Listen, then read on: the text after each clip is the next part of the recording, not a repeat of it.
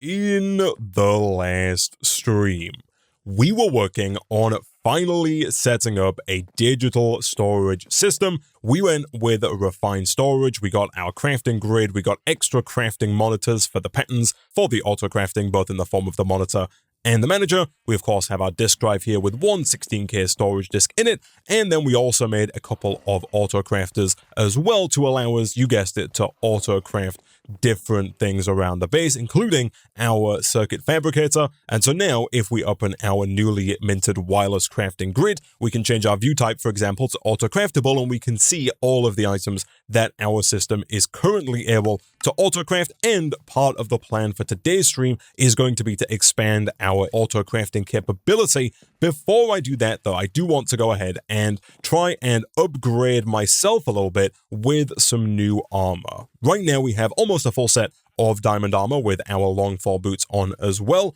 but we do have a fair bit of combat ahead of us. If we take a look at the Solaris questline here, especially on the left-hand side, we have to go and complete this Rhythm of Inferno quest, which is another vault. This vault, I think, is going to be quite difficult and does involve us killing Ignis, and so we are going to want to prepare for that. There's also this Tampering with Spirits questline. This one here says that to start this process, you'll need a spirit altar to commune with the spirits. You can find runewood trees within the Arcane Grove, and if we click on the Arcane Grove, this is another dungeon that we have to go and fight our way through in order to get those resources. So I do want to look at upgrading my armor just from that perspective, but on top of that, I would also like a bit of a speed boost as well, because right now our base is quite wide, and as you can see here, it takes us a little bit of time, even when flying, to move from one end of the base to the other. And so I think our best bet here is going to be to upgrade to the Celesti Gem armor from Just Dire Things. We did make a few Celesti Gems in the last episode, and they're actually not too difficult to make. We can make these by placing a block of diamonds down next to our Void Shimmer Goo, and as of right now, we do have 121 blocks of diamond available. I'm also fairly certain that if we use Fortune, which we do have Fortune 5 here, on the Celesti Gem, we get more than one Celesti Gem ingot per block of diamond, and so we should be able to get quite a large amount of Celesti Gem fairly quickly. If we take some Ender Pearls, right-click these on here, doing that correctly, not onto the diamond blocks. And then you know what, I'm also going to go ahead and quickly do one of these as well, just to make that a fair bit faster. And then as we saw last time, if you go ahead and hold down Shift while breaking with the diamond reinforced impact hammer, you can break just a single resource at a time, and you'll see that we are getting way more than one Celesti Gem per diamond block. Ideally, we are going to need at least 24 of these. I feel like I might as well go ahead and just do a whole nother batch like that, just to maximize the effect of our time in a bottle there, because we are, of course, producing the diamonds passively. We're not really, I don't think, going to run out anytime soon. And as soon as we have at least 24, we can make ourselves a chest plate, we can make ourselves some leggings, we can make a helmet, and of course we can make some boots. Nice. Now these do require energy, so we are going to have to charge these. For now, we can go ahead and just throw them into our ultimate energy cube like so, and that is going to fully charge it up. One thing that I would like to look at unlocking fairly soon, again, is some kind of wireless power, so that we can not only wirelessly recharge our Celesti Gem armor, but it would also be useful to be able to wirelessly recharge our wireless crafting grid as well, so we don't have to keep coming back over to the ultimate energy cube every time it needs energy. Now, one of the main reasons that I've gone with the Celesti Gem armor here is that we can upgrade it using any of these upgrades here from the Just Dire Things mod, and if you hover over any given piece of armor and hold Shift, you can see the upgrades that are available. For example, the Celesti Gem leggings here can be upgraded with a run speed module, a walk speed module, a swim speed module, and a decoy module. The boots can do step assist, jump assist, ground stomp, and negate fall damage. We can even get night vision as well on the Celesti Gem helmet. There are a ton of upgrades we can make to this. On top of that, we can also enchant this armor as well. So if we were to throw it in here, of course, with a little bit of lapis, like so, we could then also look at enchanting that armor to make it even better. We will come back to that later in the episode, because there is some work I do want to do on enchanting. For now, though, I am mostly interested in the speed upgrades. So if we can get the walk speed and run speed upgrades, I think those are going to be pretty useful for us. To make these, we do need more ferrocore ingots, which we can of course get by smelting down raw ferrocore, which is the exact same process as before, but just with iron instead of diamond. So once again, let's do something like this, let's do something like this, and let's do something like this. We also appear to have a cat that has joined us now. Nori, welcome to the team. Glad to have you with us. Let me break all of these. That should be, I think, more than enough to get quite a few of the base upgrades that we're going to want. We'll throw all of that, of course, directly into that emerald furnace. Right now, that is just going to sit in here because we don't have a storage drawer set up directly for the ferrocore ingots. But the good news is we only need a few to make these blank upgrades. And then for the run speed, we need 2 potatoes and 2 sugar, both of which we have. And for the walk speed, we need 2 carrots and 2 sugar as well, both of which we have. So now, if I am not mistaken, we have to head on over to the smithing table here in order to add these upgrades to the leggings. And you'll see that as soon as we do that, they now show us green on the tooltip when we press shift. And then from there, you'll see that it says press N to enable or disable them. Pressing N doesn't seem to do much. It does make us faster. Even just by default here, we are moving faster. If I'm not mistaken though, let me go to options, control, keybinds, and then let's go to category and just dire things, because I think, yeah, there is a button here that says toggle tool ability, and then there's also a keybind for open tool settings UI. Let me bind this to like numpad 8, just any key on the keyboard that's free, because now we can click on this in here, and I believe we can right click to change the run speed and change the walk speed. So if for whatever reason you wanted to slow this down, you want to make the walk speed just a bit slower, you can do that. And then again, you can right click here, change it to 3, and then it increases that run speed just a little bit further. A small quality of life improvement, but combined with the fact that this is better than diamond armor and more upgradable in the future, I think it was worth the investment. So now that we have that taken care of, the next thing that I would like to work on is I would like to work kind of on this quest here, but not really on this quest here. This quest here wants us to make a quantum ring from Applied Energistics to allow us to autocraft using the world engine. Of course, we're using refined storage here, not Applied Energistics, so although we are going to have to craft these items to complete the quest, we're not actually going to need these items. What we can do, though, is we can go ahead and get ourselves a network transmitter and a network receiver, these two guys here, from refined storage, because these are going to allow us to do the same thing. They're going to allow our system to wirelessly connect to an autocrafter that we can put down directly next to the world engine, and in doing so, that's going to let us autocraft the production of autocrafters. So to make the network transmitter and network receiver, in fact, I am going to go ahead and teach our system how to make these, because it's quite possible we're going to want more than one of each of these going forward as our network becomes bigger. We just need some processors, we need some destruction and construction cores, we need some ender pearls, and we of course need some machine casings. One of the things that we might not have is netherite, because each one of these does require a netherite ingot. You also need a network card as well. The network card here is used to link the network receiver to the network transmitter. Again, for now, we'll throw that in here. And as of right now, we actually don't have any netherite. We only have netherite scrap, and even then, we don't quite have enough to make even 1 ingot, let alone 2.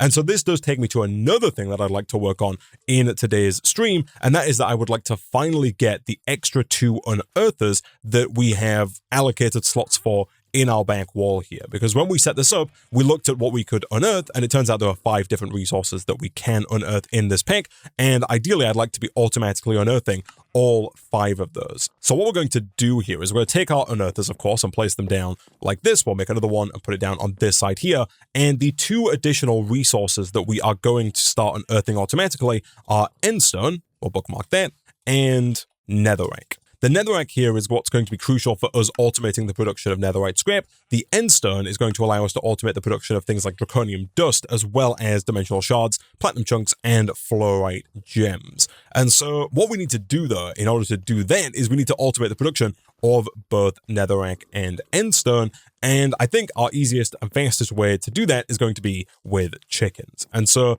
what I would like to do is look at getting the netherrack chicken, which I think is going to be fairly straightforward. This guy is made by breeding together a stone chicken and a red chicken. That shouldn't be too bad for us. And then endstone also doesn't seem too bad either. This is going to be a stone chicken with a light gray chicken. And I think all of those should be pretty straightforward for us. We've actually not yet gotten any of the base colored chickens, because the way it works in this pack is we can very easily get a large number of regular chickens. As we've seen, we can use them in our breeder to get a ton of them very quickly, which is what we did before, to sacrifice them to get a large amount of the chicken souls.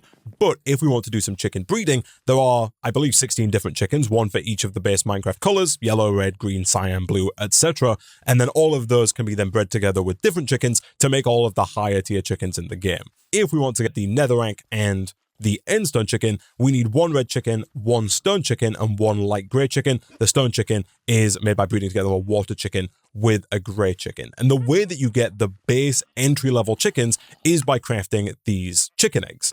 These are fairly easy to make. You make them by just crafting an egg, which we have a decent number of. And again, we can get even more of these by putting just a regular chicken into the roost and then using our temporal pouch to accelerate that.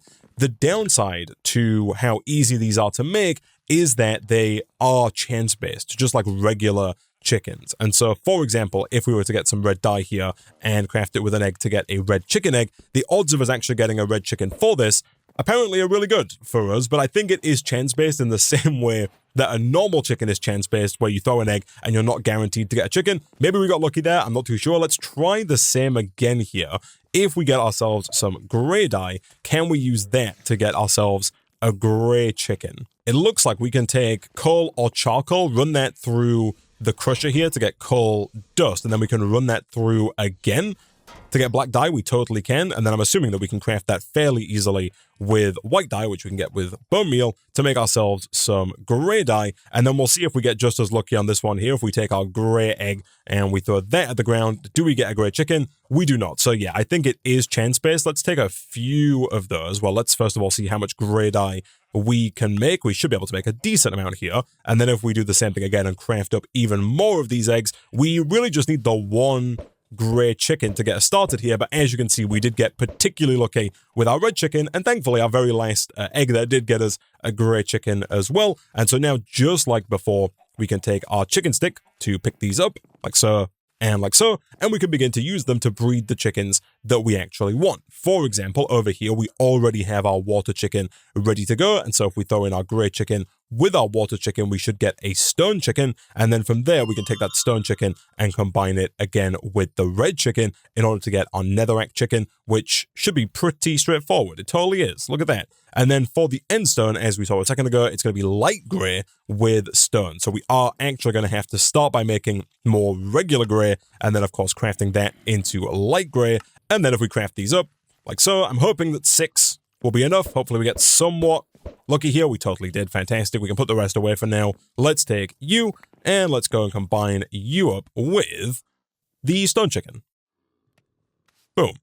And again, that should get us our endstone chicken. And so now all we really need to do is look at setting up some more roosts to allow us to automate the production of the endstone, of the netherrack. And if we wanted to, we could also automate the production of things like stone as well, now that we have those chickens available. And so what I think I am going to do is I think I am going to move this setup, because right now we just have the one garden cloche that is producing the seeds, and then we have these kind of sat in front. I think I'm going to move all my chickens over into the chicken room over here and set up kind of a wall of roosts that we're going to feed with all of the seeds that we have here. So I think I'll have all of the seeds going into a storage drawer, and then we'll look at distributing those seeds amongst multiple different roosts, and we'll make sure that each of those roosts has its own functional storage drawer so that we can store things like Certus quartz, like netherrack, like endstone. And we'll also look, I think, at increasing the range on our storage controller. Right now, we just have this copper upgrade, which, as we saw before, does increase the range, but I think it only comes to about here.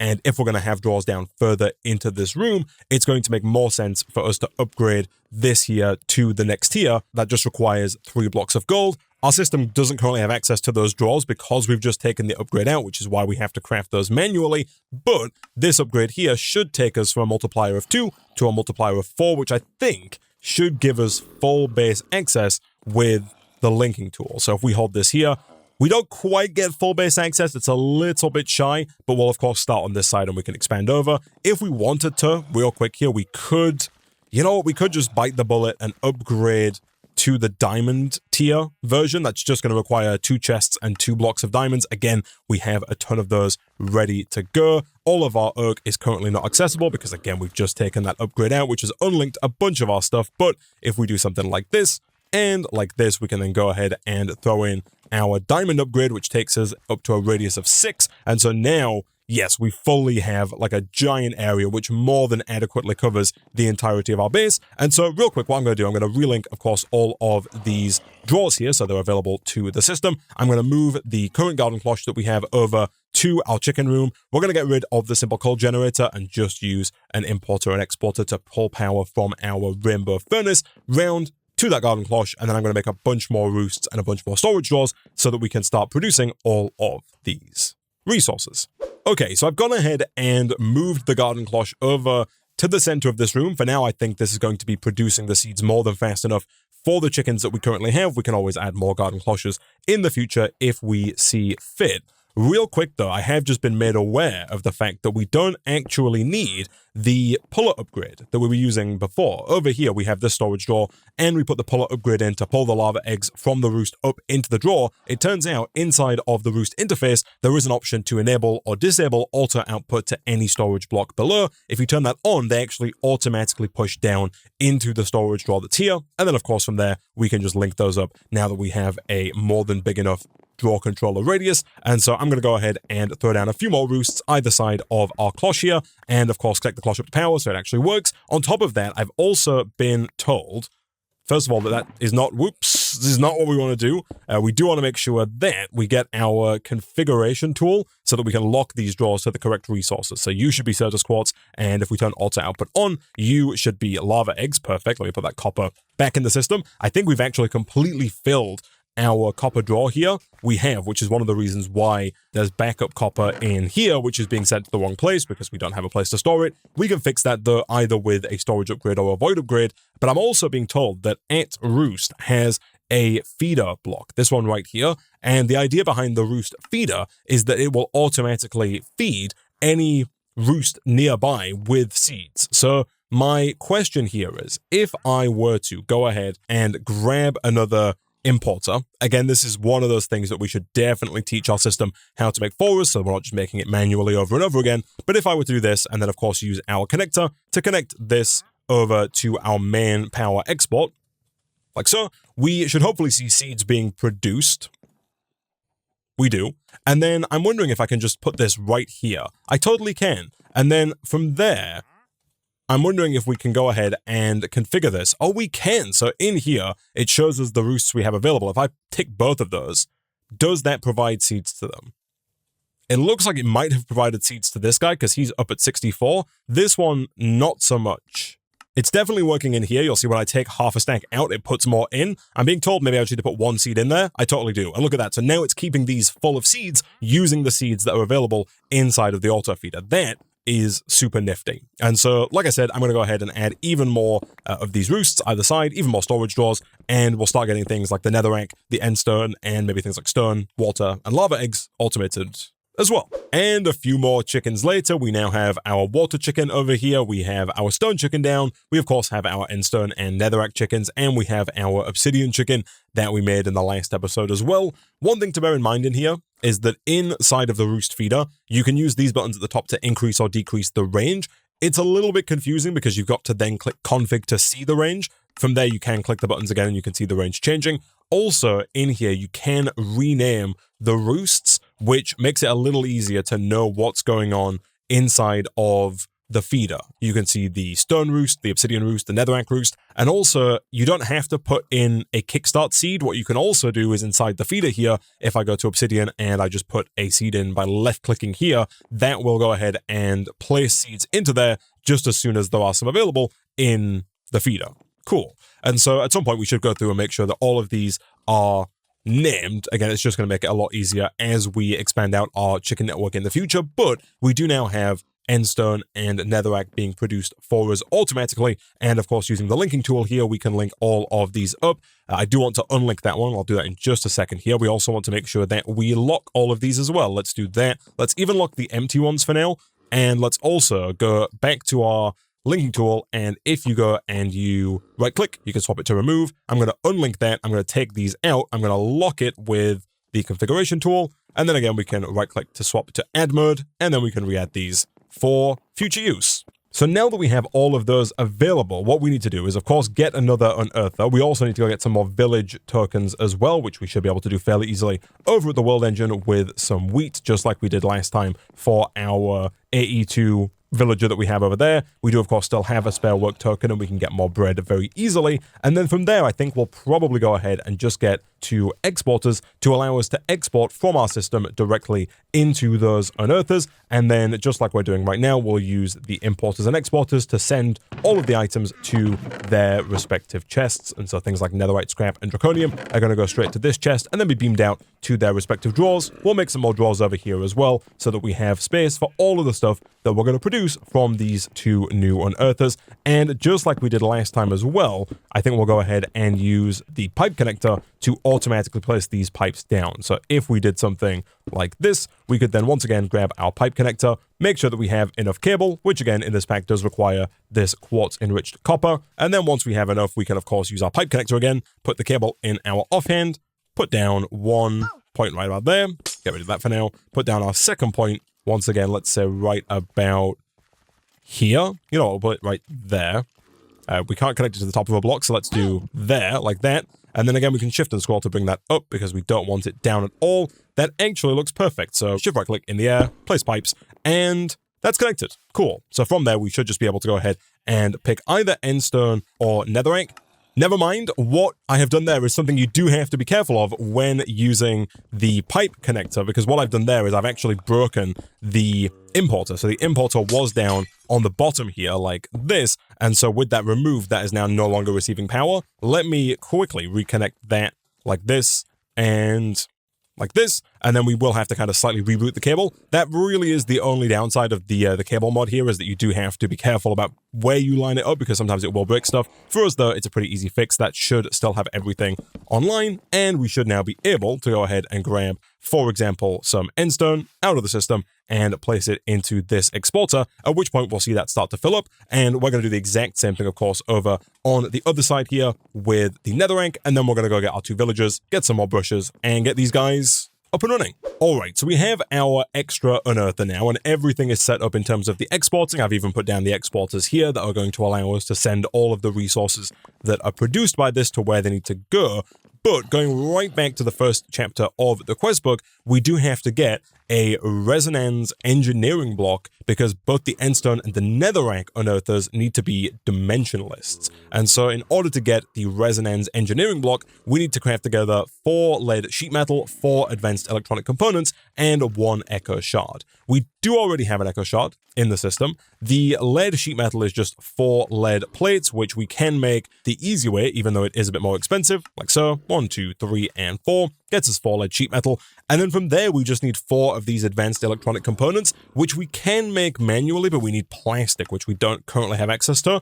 And instead, if we go back to spawn, we can just go to the Echo of the Fabricator and purchase these from the shop. We've got over 1,000 coins, and so for now, I feel like we might as well just do 2 batches of this. You do get 2 at a time, and so that very quickly gets us the 4 that we need, and that should be everything for our engineering block. And so if we put that down and place down our villager next to it, I'm kind of hoping that this guy... Oh, gosh.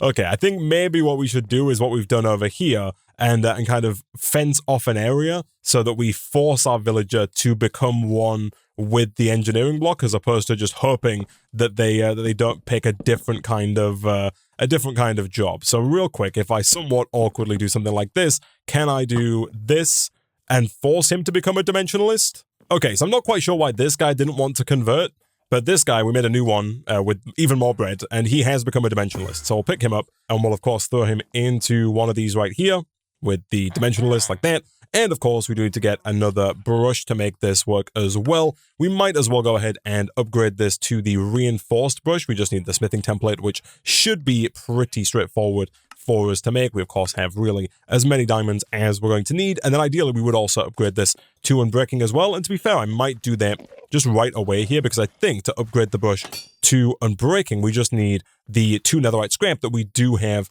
in the system. And because of the fact that this very unearther is going to be the one that gets us netherite scrap, I feel like we might as well spend the netherite scrap to make more netherite scrap in the future. Let's do you, and there we go, an unbreaking brush. Nice. Take me home, and this is now pretty much good to go. We of course do have to wait a little bit of time before this worker token becomes a master, so it's going to be a little while before we actually get any netherite scrap from this, but over time this will get better and we'll get more from it. And so now we're going to do the exact same thing. I'm going to get even more bread to get even more worker tokens, because for whatever reason these guys, this guy here and this guy here, don't want to become dimensionalists. But I'll get another token and we'll try again to get another dimensionalist for our endstone.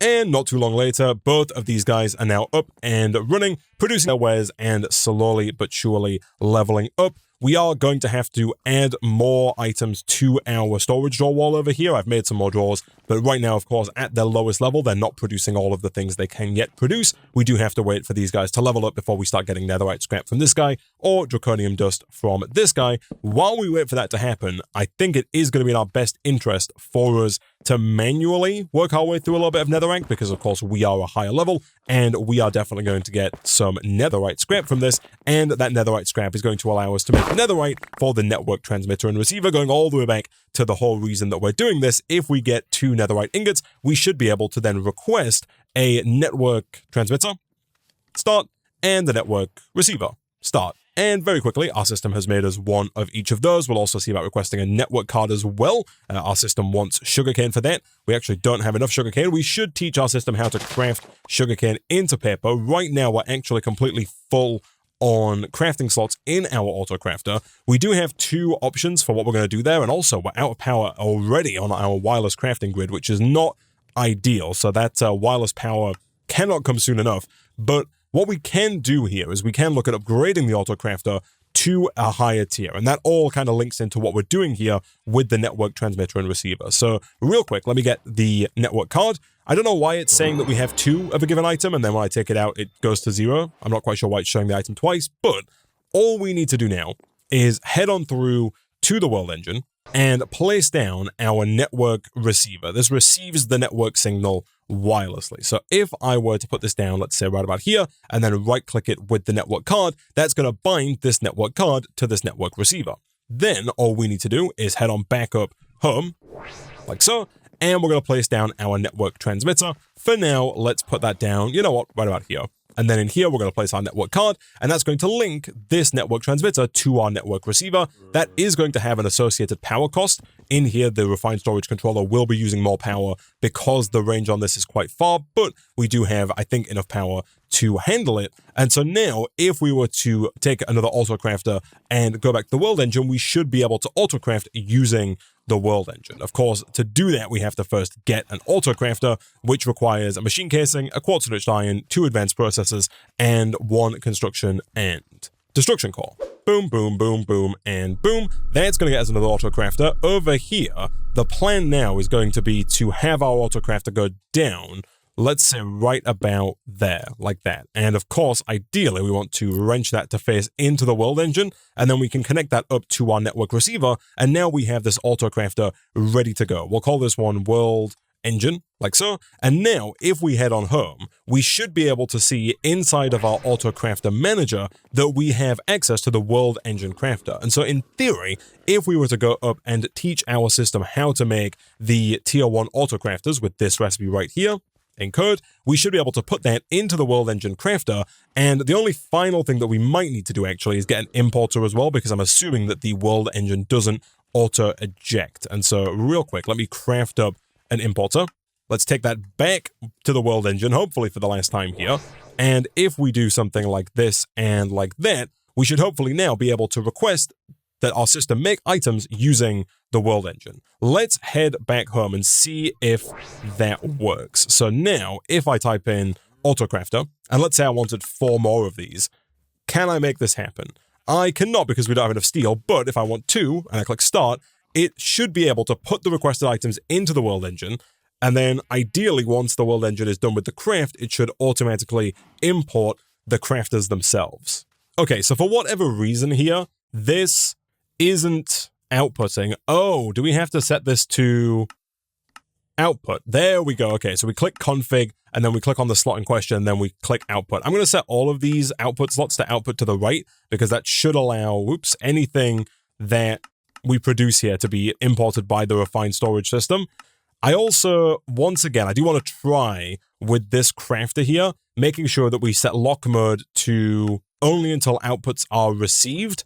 That way, again, I'm hoping that if we request multiple things that require the world engine, it's not going to put a bunch of items in here and cause things to break. Let me quickly go home and let's quickly see if we get some more steel, if we can't actually get like 2 more of those to be crafted. So if I put you away for now and I wanted to request another 2 auto crafters, does that work is question 1. It totally does. It did actually make the auto crafter. So now we do have 4 of them available. What I do want to do now, though, is I do want to actually look at teaching our system how to make the higher tiers of autocrafter. So if we type in autocrafter here, you'll see that we have an iron autocrafter, a gold autocrafter, a diamond, and a netherite autocrafter.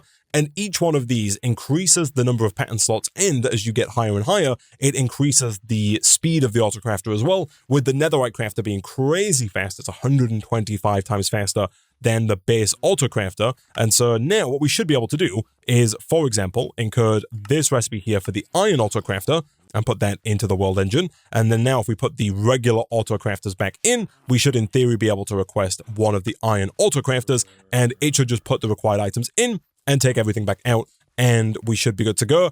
The power has tanked very quickly when we make that request, which is interesting. I do wonder if we just need like a better transfer rate. Over here, we do of course have the 1 RF upgrade, which can do 12,000 FE per tick. I'd be surprised if it's using more than 12,000 FE per tick, but it looks like it honestly might be, because it did turn off. The good news is it did make us the iron autocrafter, and so if we wanted to, we could look at replacing this autocrafter here with one that has many more slots. And if we really wanted to, we could look at taking it 1 step further and upgrading this to the gold autocrafter. The process for encoding that is not very difficult. We can just do 1 of these and of course put that into the world engine, but it does require 1 of these neural processors. These are made in the circuit fabricator with draconium blocks, FORTRON infused ingots, and printed silicon. The good news is that shouldn't be as far away as it seems for a couple of reasons. The draconium dust we are going to start getting from our endstone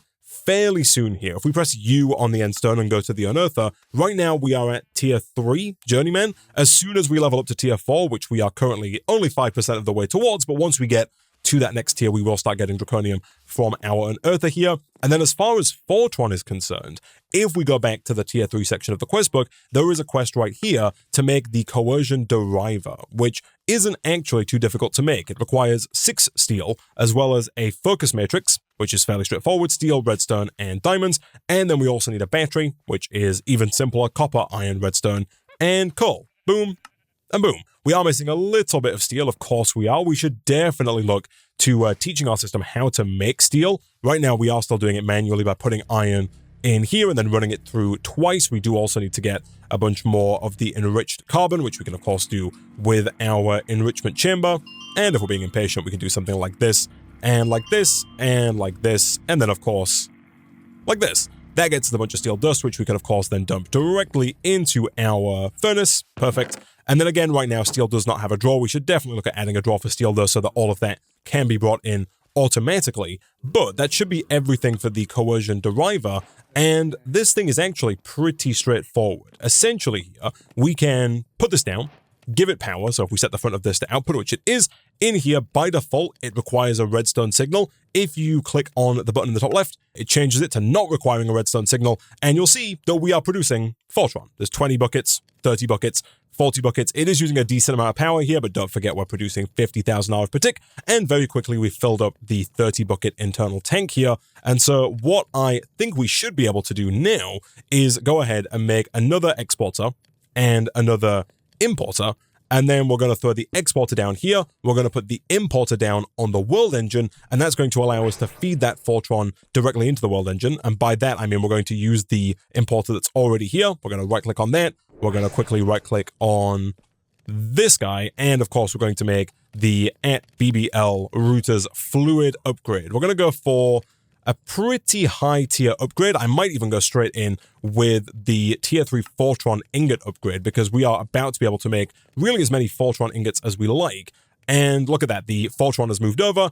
And so now if we want to make FORTRON ingots, all we have to do is send some iron and some platinum round to the world engine. And again, this is another one of those situations where if we quickly request some more patterns, let's say none because we don't have any glass, let's quickly rectify that problem by doing one of these. Then once we have a bit of glass, we can go ahead and request a few more patterns, like so. Those are going to be automatically exported because we set up that exporter last episode. And then if we encode this recipe right here, one crucial thing to note, right now it thinks that it needs to send FORTRON. We want to shift-click to clear that because our world engine already has the FORTRON. We don't have to send the FORTRON with our refined storage system. If you don't get rid of that, then the craft is going to fail because the system isn't going to know how to send the FORTRON, and then that kind of just gets stuck. So now we just need to have platinum, which we don't have, but again, I'm pretty sure we are going to get right here from this unearther. So right now, it seems like this unearther is actually not sending its items where they need to go. So real quick, let me check with this. I want you going to here. I think that's already linked. It is. Added importer to exporter. That should take the platinum chunk and place it in here and then process it into platinum ingots, which then should get smelted. Of course, I make the same mistake every time here. We have to have the item upgrade inside of here in order for this to actually move items. Let me get 2 of those. We're going to put 1 of those in here, like this, and we're also going to put 1 of those in over here as well, because I did the exact same thing with the netherrack. We'll also do the same thing we did before, in that we will also get some speed upgrades as well. Let me take 2 of those, 1 for this guy, and of course 1 for this guy. And so now we should start seeing, there we go, the platinum making its way over. Of course, right now, platinum is just going to stay in here because I don't think that we have a storage drawer for the platinum. But as soon as we get just a little bit of platinum, we can go ahead and request our first set of FORTRON ingots start. We should see 9 FORTRON ingots arrive in the system. Nice. And so now we can, of course, take those FORTRON ingots and use them to make the higher tier upgrades if we want, really much more freely than we were doing before. On top of that, we can also look at getting those higher tier autocrafters just as soon as this guy gets up to the right level. The chat does make a good point, actually, in that the way I've done this might not be optimal, because right now we are sending the FORTRON directly through to the world engine, which is fine for the moment. The problem that people have raised, I was kind of thinking it might be like the source. The source here has its own tank for source, but the FORTRON goes into just a generic tank. And if we look at the world engine, there are going to be recipes later on down the line that require different liquids that are not FORTRON inside of the world engine. There are quite a few that require FORTRON, but for example, there's one here that requires meat if we want the timey-wimey chicken, and there's also probably a few more in here as well. And so what might not be a terrible idea is for us to instead actually use refined storage to send the liquid round, as opposed to using the importer and exporter to send it round instead. To do that, all we would have to do is change the recipe that we just put in there. So if we change this kind of back to what it was supposed to be, which again is easiest done by just getting the FORTRON ingot recipe and clicking that back in. If we put this back in here, we can actually re-encode this with the updated recipe, like so. And so now that knows that it requires the FORTRON as well. We can then put that back in here. And then all we would have to do from there is get an external storage. Real quick, what I'm going to do, just because it's going to make our lives easier, is I am going to go ahead and first of all, put some of my stuff in the system, because we're holding a lot of stuff we don't need to be holding. I'm going to take all these out, and I'm going to replace this guy with this guy. That's going to give us more crafting slots, like so that we can teach our system, for example, how to craft the external storage. Boom, and encode. We can then whack that in there as well, and then hopefully we can just go ahead and request the external storage as soon as we have some cable. I feel like we might as well teach our system how to make the cable as well. While we're here, we'll encode that, and we'll encode the quartz enriched copper as well. Make sure both those are in here. That's just going to help us in the future. And so now when we request that external storage, start and done. Fantastic. We can then put that directly onto the coercion driver here, and that's going to give the refined storage system access to all of the FORTRON inside of the coercion deriver.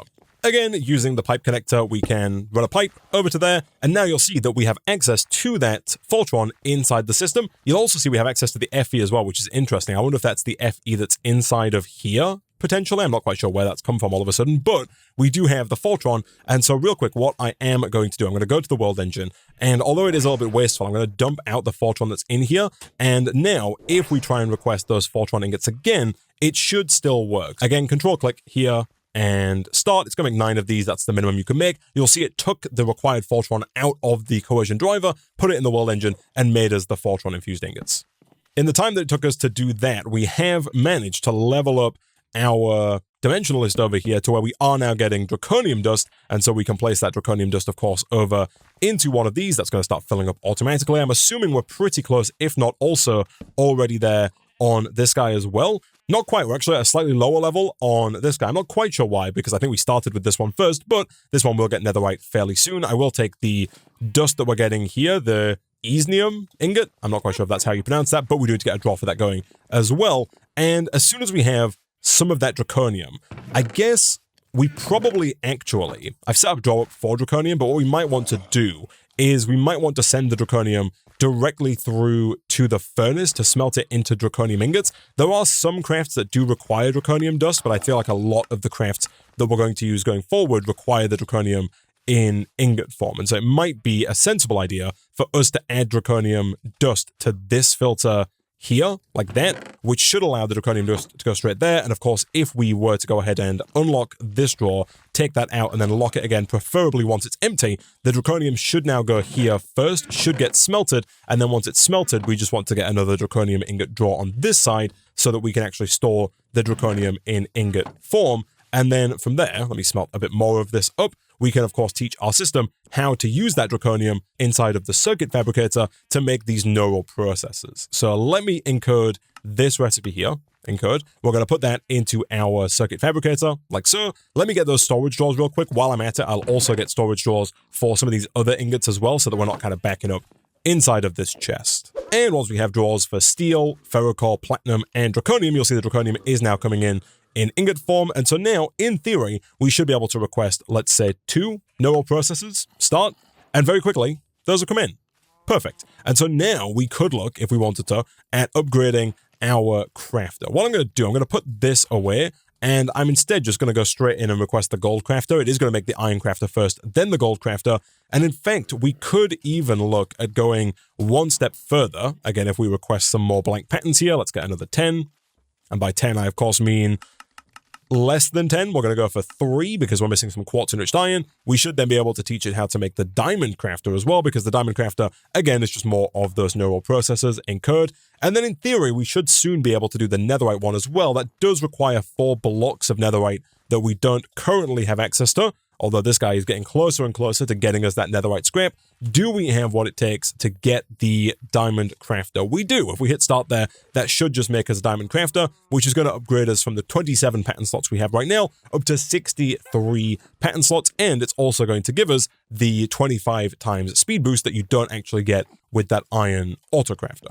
Never mind, we actually can't do this recipe yet because, again, if we look at the recipe here, it requires the nitro cell, which is a quest in the center of the quest book here, this guy right here, but we actually can't make the diamond version of the crafter at this moment in time. We are going to have to stick with the gold tier for now. Let me quickly cancel that craft, and I guess we might as well go ahead and once again replace the current crafter that we have with the higher tier version. So I'm going to take all these out, I'm going to swap this guy out for, and again, I think this is faster using the wrench. It is, shift right click, and then we can put this guy down like that, put all of these back in here. That does give us a ton more space, which is going to be useful going forward. And I think to combat the power problem that we're having, it might not be a terrible idea for us to teach our system how to make these tier 3 power upgrades. Right now we have one of these inside of our exporter over there, but I think that when we request certain things, especially in the world engine, that kind of uses more than 12,000 RF per tick, and so that kind of throttles how much power can be sent to our refined storage system, which kind of creates its own can of worms. And so what I'm thinking is if we were instead to just request like 4 of these, start, And then once we have those back over here, we can kind of just replace, I mean, we could just put these 4 in like that, but eventually we can look at replacing some of these tier 2 ones as well, because now in theory, we should be able to send over 60,000 RF per tick. And so hopefully, let me do a quick test here again. If I requested like another gold autocrafter start, I'm hoping that at no point in the process of making that do we run into a problem where we can't access our system because the power is too low. And we didn't. Cool. And now we have an extra gold autocrafter that we can throw down really wherever we like to give us even more autocrafting capacity. So now that all of that is taken care of, I did mention earlier in the stream that we are going to have to go and do some combat fairly soon, and I do want to be more prepared for that. We, of course, do already have our Celesti Gem armor, but there are a few things that we can do to make the combat a little bit easier. One of the things that we can do over in the gearing up section of the quest book, there is a quest for the enchantment library, which we do have to purchase from the Echo of the Enchanter. And so if we click the right button, which is not home, it's spawn, we can then go to the Enchanter, and in here we should be able to purchase the enchantment library. The idea here is that it should allow us to start to utilize more effectively some of the massive amount of levels that we have inside of our experience holder.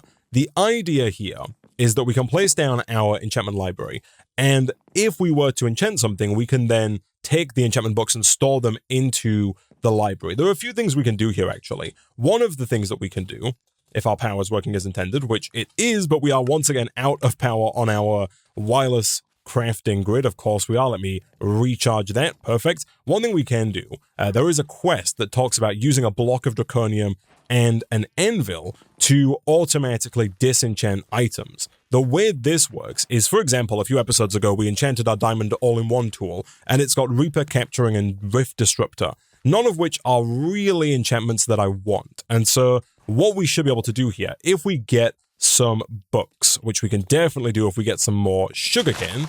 Once we have that paper, we can do something like this, get ourselves a couple of books. And the idea here is that if you put down the draconium block, let's say right about here, you can then throw down books. You just need enough for however many enchants you're taking off. So here we would have to drop 3 books down, throw down our tool, and then you place an anvil above that, and it takes all of the enchants off the diamond all-in-one tool. There is a quest for this. I think it's under useful items. It is right here. Tells you how to do it. Also, real quick, chat is complaining that I've not claimed all my quest rewards, so I will claim all of those and get our extra cash. But now we have Reaper 5 Capturing 3 and Rift Disruptor 5 in book form. We can now store those in the library like this, and later on down the line, we can take them out at any level we want. And so we could go ahead and, for example, take out Reaper 5 and use that however we like. We can also then use that, crucially, for getting even higher tier books. For example, let's say we took some kind of sword. I'll go ahead and make a, you know what, let's make a Celesti Gem sword, because we might as well. We could then look at enchanting that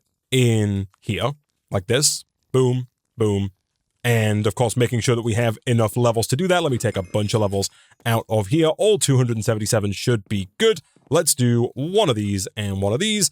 And again, that got us Reaper, which is not really useful, but Sweeping Edge is good, Fire Aspect is good. We can then do the same thing again over here. We can pick this up, we can throw this down, and we can rip the enchants off that, again, assuming that we have enough books to do so, which we will do just as soon as we have some more sugarcane. Our sugarcane is not in the best situation. We definitely do need to look at automating this very soon so that we can get this paper coming in quickly, especially if we're going to do stuff like this on the regular. But here we have 3 enchants that we want. So once again, we'll throw down 3 books with our sword, throw down the anvil, and we get the books back. Nice. And so we can kind of repeat that. We can throw this in, and we can get Unbreaking, as well as Knockback Capturing, etc. We've got quite a lot of upgrades there. And for example, we could rip some of the upgrades off here, like Unbreaking, and we can get even higher level upgrades. Because right now we have Unbreaking 4 on the sword, but Unbreaking does go much higher in the pack. You can get up to Unbreaking 7. And so if we take Unbreaking 4 off here and do that a few times, we can get multiple Unbreaking 4 books out of the enchantment library, and then we can use our anvil here to combine those to get an Unbreaking 5, and then we could do that again with 2 Unbreaking 5s to get an Unbreaking 6, and then Unbreaking 7, you get the idea.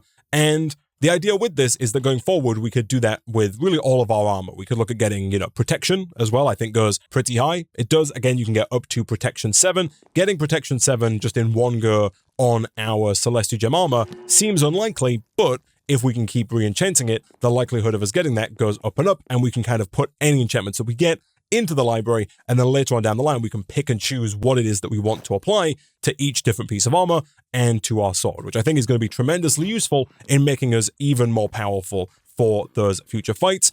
Next time, though, we'll come back, and I think we'll start by looking at getting this Nitro Cell. Not only is that going to allow us to craft more stuff with the world engine once we've upgraded it, but if we get working on power, we can also start to work on looking at getting the player transmitter. And these guys allow us to wirelessly transmit power to items in our inventory, like our armor, like our sword, and crucially, like our wireless crafting grid, which I've already refilled up like 3 times in this one episode. So next time, I think we'll come back, we'll look at doing that, and then we'll potentially look as well at getting ourselves some more powerful enchantments for our armor and our weaponry, so that we can look at completing some more of these dungeons and some more of these vaults that I think are going to be a little bit more difficult for us, but that, of course, is a problem for future Isaac. For now, I'm going to go ahead and wrap up this episode of StoneBlock 4 there.